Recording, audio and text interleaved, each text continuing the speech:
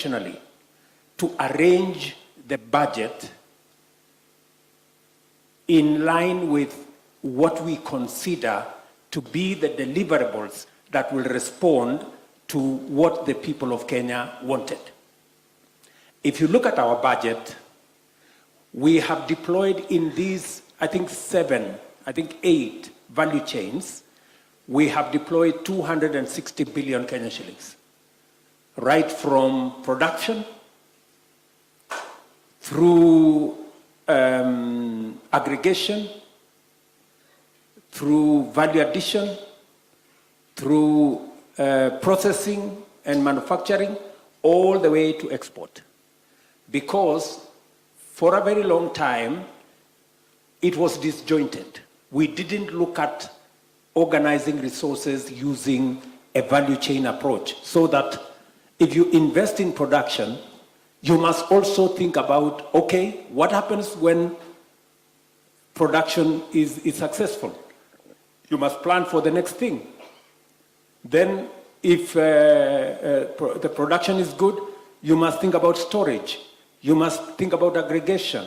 When you have aggregated, what is the next step? How do you reduce post-harvest losses that account for 40% of all our agricultural produce losses?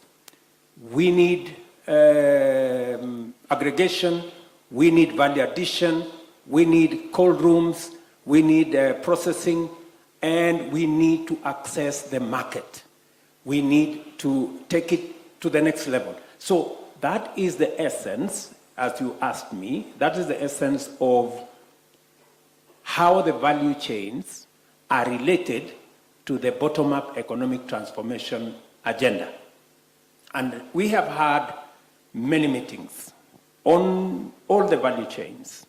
We have had a conversation, for example, about housing. You know, housing is not a new program. We started this housing agenda in 2018. And unfortunately, we didn't get the results we were looking for because we were unable to make some difficult decisions, which we intend to make this time round. And I hope that we can do this together with the private sector. That's why this meeting is very important. This meeting is important because we have the Kenya Association of Manufacturers. We have KEPSA in our midst. We have Kenya National Chamber of Commerce in our meeting. These 3 organizations have already opposed my plan on housing. And I'm asking myself, good people, yeah? The interventions we are making is so that we can promote manufacturing. How can the Kenya Association of Manufacturers be opposing manufacturing? It doesn't make sense to me, good people, yeah? So that's why we need to have a candid conversation, because there is nothing new we are discussing.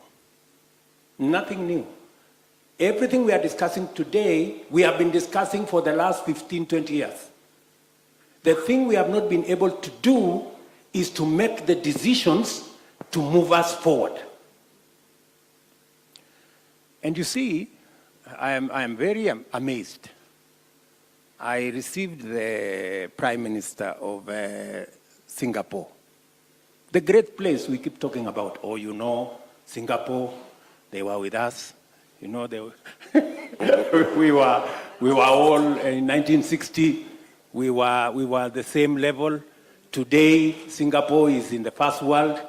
Singapore was a slum like Kibera. All of you know that. You've seen the pictures. Singapore was like Kibera. But they made some difficult decisions. And that is why they are where they are, and we are where we are. It is as simple as that. Between us and Singapore, the gap is the ability to make decisions. So how can we be celebrating Singapore? You know, they managed to overcome the housing challenge. 85% of the people of Singapore today own a home. Less than 5% in Kenya own a home.